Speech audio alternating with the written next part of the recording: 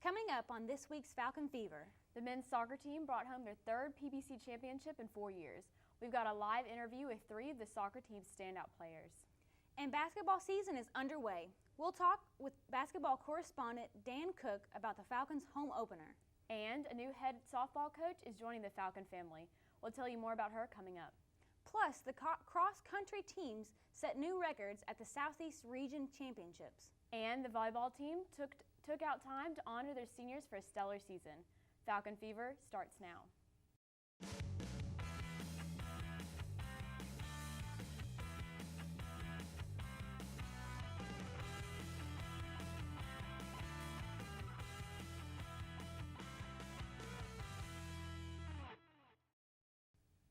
Hello and welcome to Falcon Fever. I'm Savannah Kidd.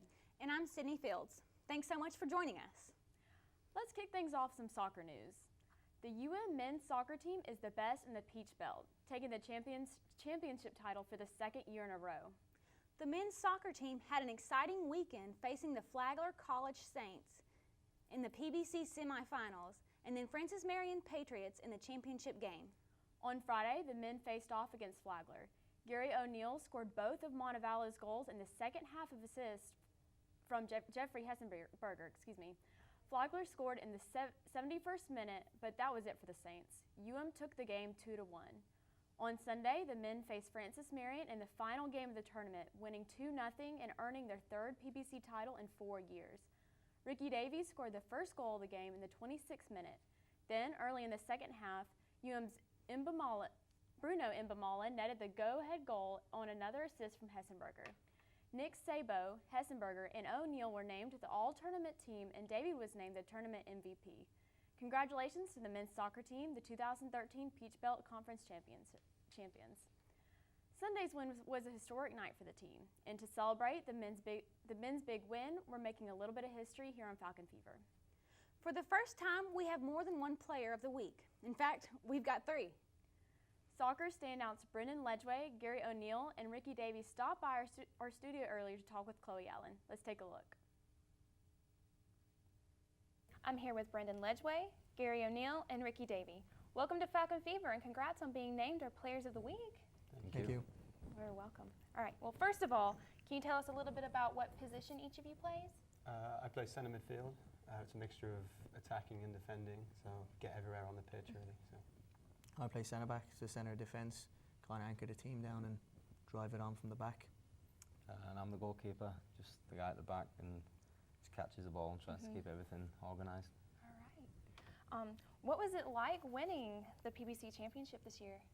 It was great for us, I think. The back-to-back titles obviously was a big plus, and it was nice to go back there again. We kind of, obviously these guys went there the first year, I wasn't here, but we've been there the last 3 years, and it's been a home away from home really, so it's kind of nice.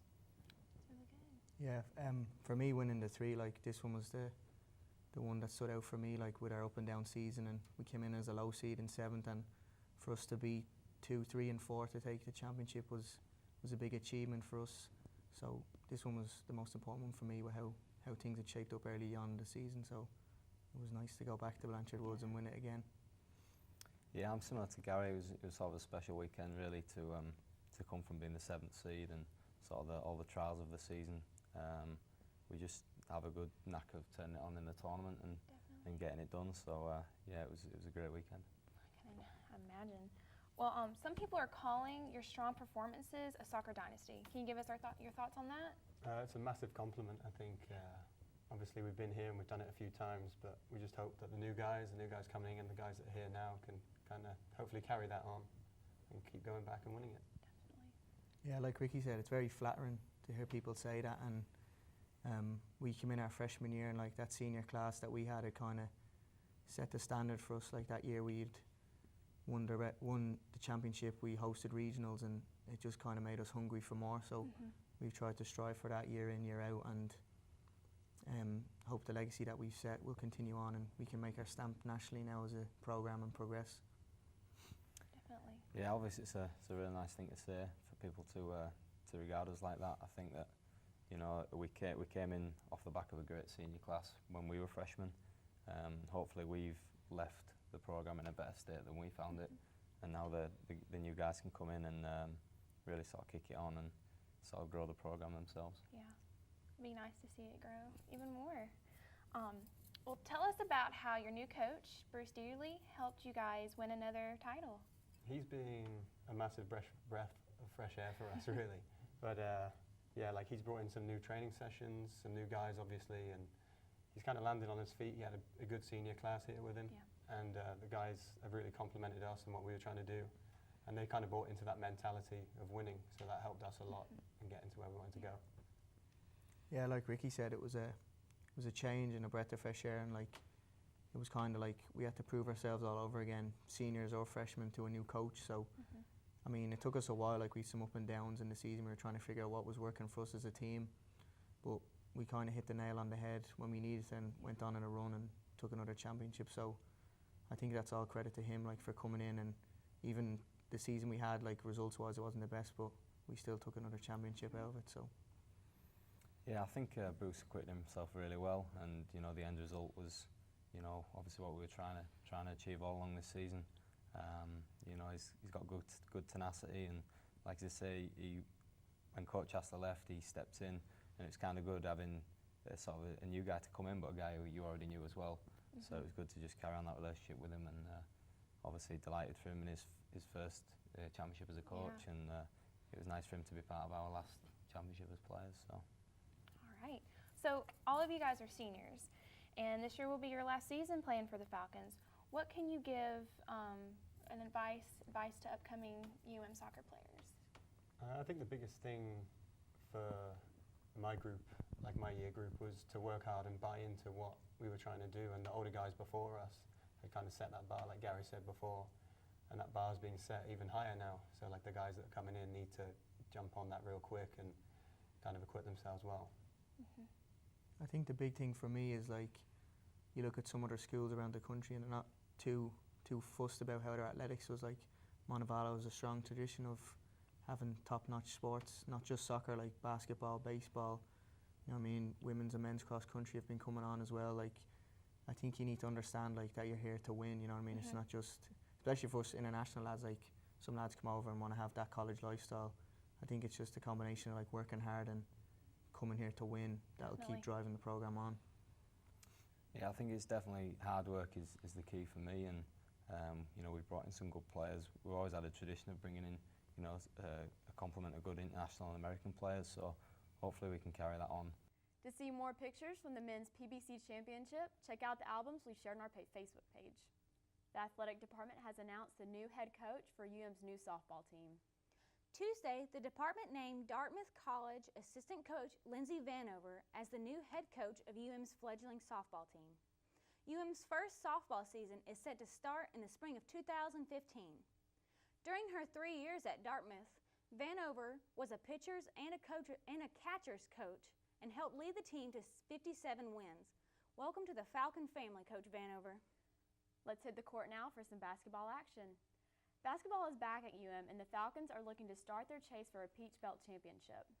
Falcon Fever's basketball correspondent Dan Cook joins us at the desk to break down the Falcons' first home game of the season. Coming off the good performance against Kentucky, the men tipped off their home opener versus the West Florida Argonauts on Saturday. The Falcons started the game off a little slowly and went into halftime up only 36-33. But Montevallo shook off the first home game jitters and came out in the second half firing on all cylinders. The team's athleticism was on display as several players threw down dunks throughout the game and others flirted with double-doubles. Duran Brown led all players with 30 points and 10 assists, shooting 11 out of 20 from the field, en route to the 82-67 victory. The Falcons will host the second home game of the season Friday, November 15th at 7:30 p.m. as they host the visiting West Alabama Tigers at Trustmark Arena. The women's team tips off their first regular season today with their trip to Shorter to take on the Hawks in a Battle of the Birds. Tip-off is set for 5 p.m. The team will return home to Montevallo and host their first home game of the season this Saturday, November 16th. The game is set to begin at 1:30 p.m. This game is also a meet and greet as everyone gets to know the new players and welcome them to the Falcon family. Now let's lace up our running shoes for some cross-country action. After a record-setting season for both men and women's teams, UM's cross-country athletes are looking to bring home some trophies. The teams traveled to Charlotte, North Carolina on November 9th to run in the Southeast Regional Championships. Star freshman Cheyenne Thompson had a very happy birthday as she led the Falcons in the 6K race with a time of 22 minutes 11 seconds, finishing second overall and leading the Falcons to their third straight 8th place finish in the championship meet. The men's team saw more records fall as senior David Smith broke his own 10K record with a time of 33 minutes 52 seconds, and freshman Donnie Barnes then broke Smith's new record with a 32-minute and 52-second finish. Cheyenne Thompson's finish earned her a spot in the NCAA Division II championship race in Spokane, Washington on November 23rd. Congrats, Cheyenne, and good luck. Let's switch gears to volleyball. The season is winding down for the team. After 3 wins at home last weekend, the women are ready to finish strong. Last Friday, the Falcons defeated USC Aiken at home 3-1. Senior Manyi Ati led the team with 13 digs, while sophomore Brianna Marquez added a team high of 20 assists, and senior Callie Harvey finished with 19 digs. The team then celebrated Senior Day with Saturday doubleheader against Lander and Clark Atlanta. The Falcons defeated Lander 3-1 with Manyi Ati's 22 kills, 22 digs from Brianna Marquez, and Callie Harvey's 30 digs. The Falcons then swept Clark Atlanta with a final score of 3-0. Saturday was a special day for the seniors on the Montevallo volleyball team because they celebrated the careers of the 4 seniors, Callie Harvey, Manyi Ati, Michelle Carl, and student coach Caddy Curl. During their collegiate careers, these women recorded more than 65 victories and also helped the Falcons capture their first victory in the NCAA Division II tournament. Congratulations to our seniors. As the season winds down, the team only has 2 matches left.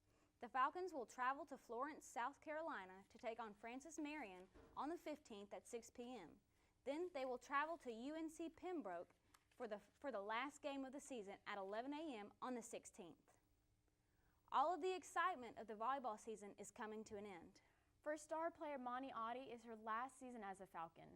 Falcon Fever reporter Marcus Sanders met up with Manyi to talk about her experience here at Montevallo. And you know, sometimes when you And there it is. and there's Manyi Ati. That's what I was waiting on, man. The Manyi Ati, strong power. I always say, man, I hate to be looking at a ball coming at you from her hands. Manyi Ati has proven herself over the years to be one of volleyball's most dominating players. She has constantly amazed fans and viewers with her hard work ethic and charismatic leadership on the hardwood floor. And head coach Kay O'Brien has come to rely on her leadership during the match over the years. But she also knows me as a coach pretty well, so she can kind of, if the girls have questions, ask her questions, or she can say, you know, I think we should do this as a team. So she has the vision of what direction we want to go. Manyi Ati reflected on her time as a Falcon and how she would greatly miss the times and friendships she has came across her years as a Falcon. My teammates, really.